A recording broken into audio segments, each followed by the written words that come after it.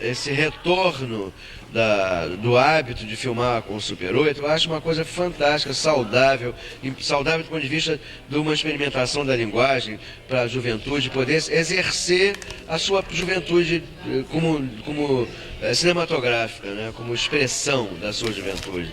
O Super 8 democratizou o ato de filmar, né? Que, pô, um garoto que está saindo da faculdade, quer fazer um filme, aí tem que entrar numa comissão, não sei do que, tem que ter o certificado do cacete para arrumar um dinheiro. Para nós que somos veteranos aí do cinema, trabalhamos há mais de 30 anos, é uma dificuldade. Eu fico imaginando para o jovem que começa a fazer cinema agora. Então o Super 8 é um tapa na cara dessa instituição careta e retrógrada que é a instituição que permite ou não permite o exercício do cinema brasileiro.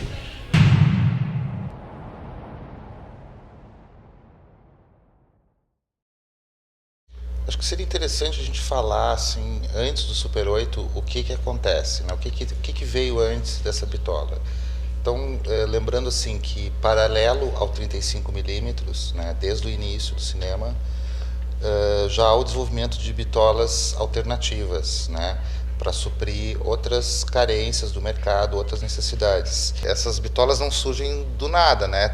Você tem lá desde o 8,5, passando pelo 16, o 8mm, até chegar no Super 8. É lançado no mercado em abril de 1965.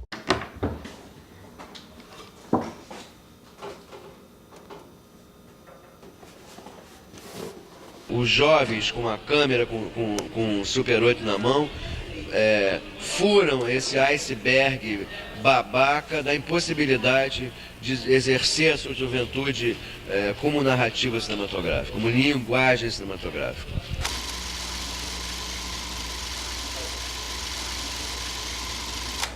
Como é que faz foco? A regra é a seguinte: coloca o zoom no máximo, certo? No plano que tu vai focar. Aí tu pode usar, tu vê o foco, obviamente, que é uma câmera reflex, mas tu pode usar o estignômetro. Tem aquela bolinha ali no meio, quando tu deixa uma linha reta ali naquela bolinha, que normalmente ela fica quebrada quando tá fora de foco, quando ela está em linha reta, tá em foco, aquele plano. Fácil, tá aqui o anel do zoom, tá aqui o foco. Em Porto Alegre a gente tem o primeiro filme que é considerado uma produção, né, feita por aqui, é de 68, é o filme do Sérgio Silva, Sem Família, Sem Tradição e Sem Propriedade. Aí acho que caberia destacar o grupo de cinema Humberto Mauro, que começa no início de 1976, isso surge por iniciativa de um publicitário que tem à disposição um clube de cultura de Porto Alegre, na Ramiro Barcelos, e ele reúne algumas pessoas para discutir e debater cinema. Né? Essas pessoas, os principais integrantes são a Rosângela Melete, a Jaqueline Valandro, o Sérgio Lerrer, Alberto Groisman e logo depois o Nelson Nadotti. Nelson Nadotti era um estudante de jornalismo que gostava de quadrinhos, desenhava um pouco, gostava de história, lia bastante, gostava de música, etc. Mas o grande lance dele era quadrinhos. E ele ganhou da mãe dele, isso quando ele devia ter uns 16, 17 anos, uma câmera Super 8, né, de aniversário, se não me engano. E essa câmera Super 8 muda, muito simples, ele passou a imediatamente usar para fazer pequenos filmes. E nós criticávamos esses filmes muito, né? Pô, isso aí não dá para ver, etc. Mas a gente era super amigo do Nelson. E o Nelson então um dia nos convidou, a mim e o Hélio Alvarez, para fazer um filme junto com ele.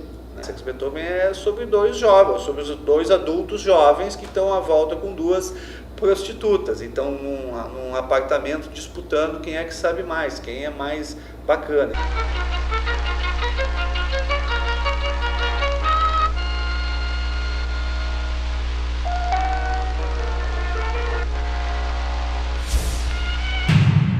Os caras tiraram 1 minuto. De um momento importante do filme, de 20 minutos, tirou 1 minuto a 5% do filme, no momento importante do filme. Então a gente achou que aquilo ali era um problema grave para o filme, que a gente achava que estava concorrendo com bastante chance de ganhar. Então a gente se reuniu para o júri e disse o seguinte: olha, é o seguinte, na sessão pública ele vai passar com 1 minuto a menos, a gente gostaria muito que vocês assistissem o filme inteiro. Eles disseram sim, tudo bem. Só que o censor, o senhor Bispo da Hora, estava lá armado. Esse foi lá para conferir realmente se estava sem aquele minuto, porque ele não ficou com o filme. Podia roubar o filme de nós, estava conosco. E Super 8 é fácil, tu bota durex daqui e dali, tá de volta. Né? Não é como tu ter 50 cópias, é uma única cópia. Então a gente acertou uma sessão secreta com o Jordan. Na hora tal, no lugar tal, a gente se reúne lá, eu levo o projetor e a gente mostra o filme para vocês. Foi o que a gente fez, sessão secreta. Particularmente no Rio Grande do Sul, o Festival de Gramado foi um evento importante. A gente não pode não deixar de colocar o Festival de Gramado como um elemento catalisador, assim, porque as pessoas em determinada época faziam os filmes para passar no Festival de Gramado, né? Acho que isso foi um impulso, porque passar lá era uma das únicas maneiras, como eu disse, de passar os filmes, né? Era o momento de você conhecer pessoas, trocar, enfim.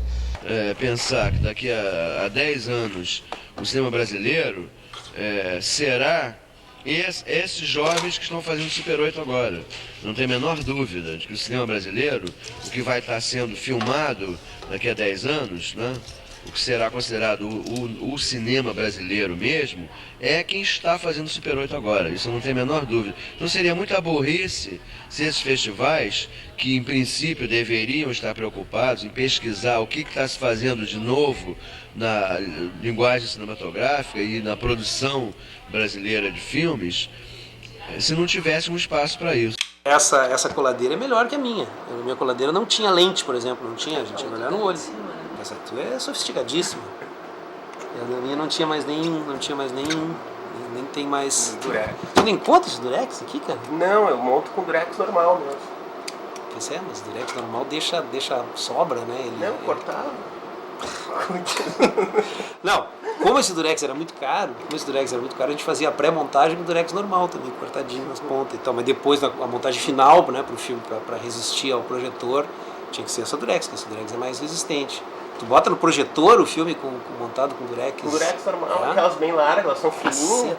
Essa aí não. Tinha moviola, né? Mas a gente fazia muito na mão também, né? Marca o ponto, né? Marcava o ponto no dedo aqui. Marcava o ponto. Tá, eu quero cortar nesse ponto aqui.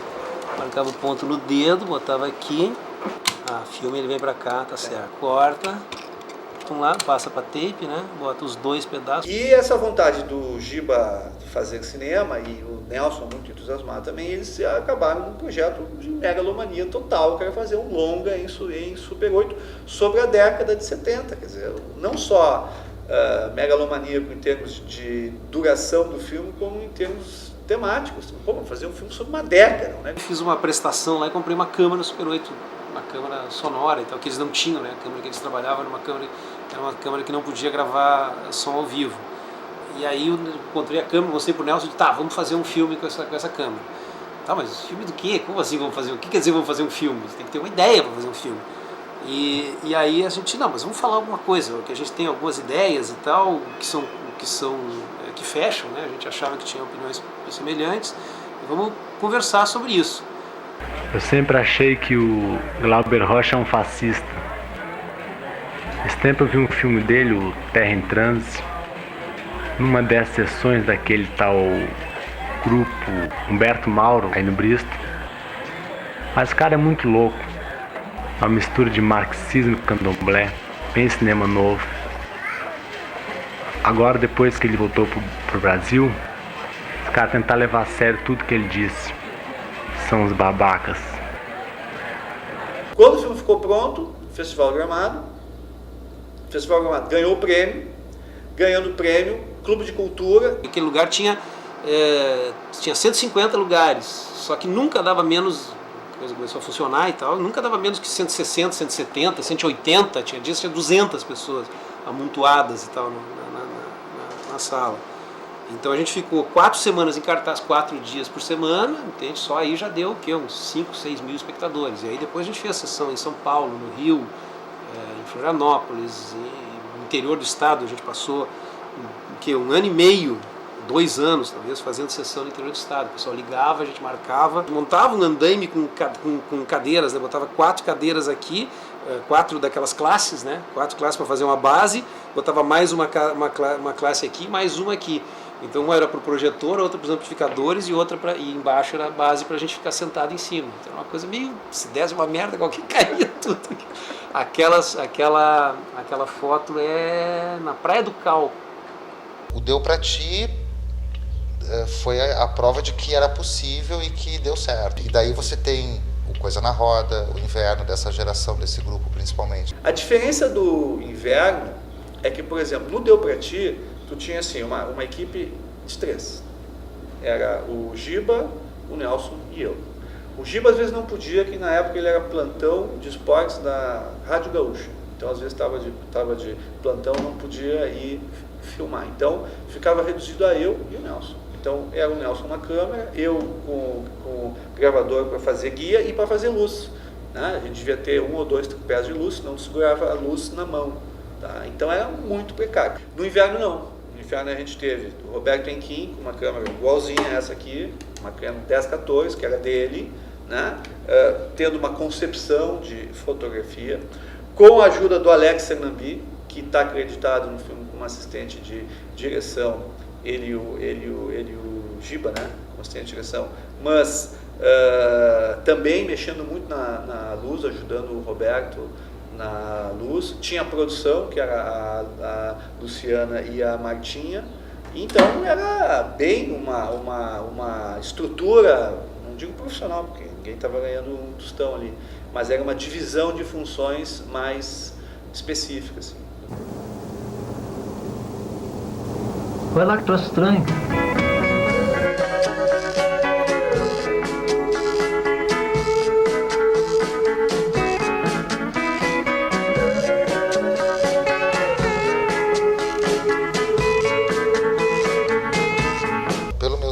Os meus alfarrábios aqui, eu deixo de perceber assim, a produção em 88. Até 88 acaba. Tava meio monótono a coisa do fazer cinema no Rio Grande do Sul. Tava retomando, não tinha longa, não tinha curta, tinha poucos curtas, era dos mesmos que já vinham fazendo. De repente, se constatou que havia um monte de gente que estava surgindo, não sabia de onde, fazendo filme e dando-lhe pau no pessoal da velha geração e botando a cara. Quando a gente começou a fazer cinema, a gente se opôs também à geração que tinha antes de nós. Assim, ó, Teixeirinha é um desastre.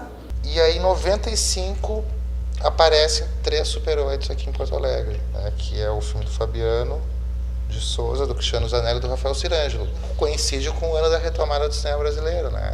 Então dá para dizer que talvez o filme de retomada do cinema Super 8 nos anos 90 foi o filme debut do Rafael Cirângelo, em 1995, o Rastros do Verão, que eu fiz com o Fabiano de Souza, mas que daí é um filme que, assim, ó, daí tinha roteiro, tinha fotografia, tinha uma tentativa de uma estrutura mínima de cinema, né, cara? Volta forte em 95 com uma nova geração, um novo grupo e uma nova proposta estética, uma proposta, acho que está mais em que a linguagem cinematográfica, ou que as possibilidades narrativas do cinema propriamente dito, enquanto linguagem, são até mais importantes do que essa nossa preocupação de fazer uma espécie de crônica de nós mesmos, da nossa geração. Eles não estavam tão interessados assim em falar deles mesmos. Eles estavam interessados em, acho que estão até hoje, de certo modo, em utilizar o cinema para falar do mundo geral e não ficar preso só à sua, né, classe social, às suas preocupações, etc. Então, é naturalmente um grupo mais com mais propostas temáticas e que vai trabalhar mais a questão do gênero cinematográfico, né?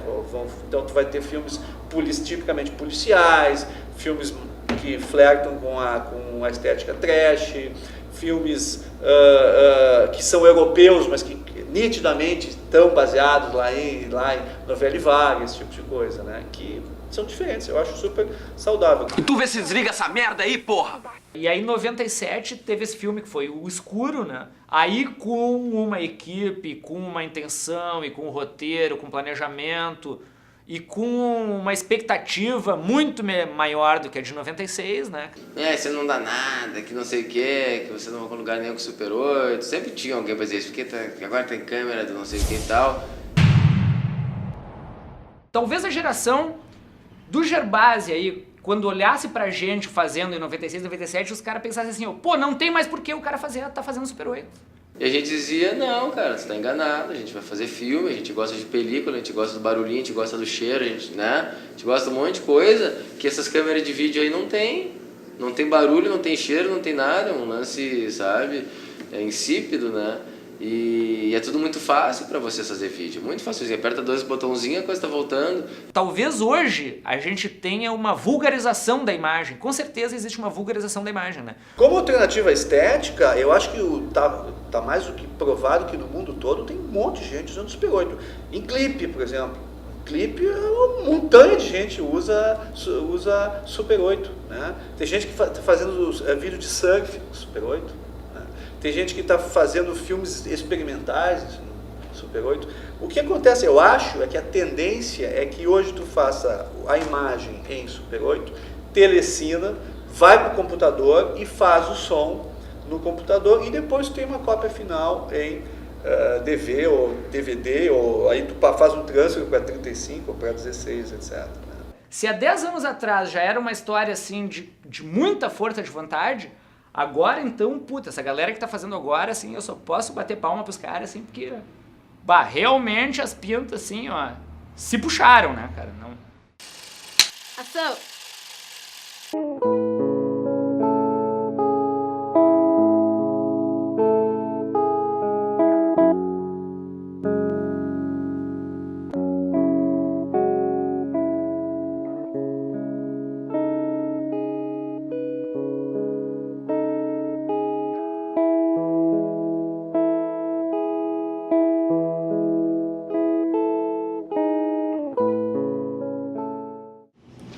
Era filme, atenção, saudade. Queria agradecer a todos que me ajudou, a equipe, a minha mãe e meu pai que me proporcionaram financeiramente e apoiando sentimentalmente. É isso aí, valeu.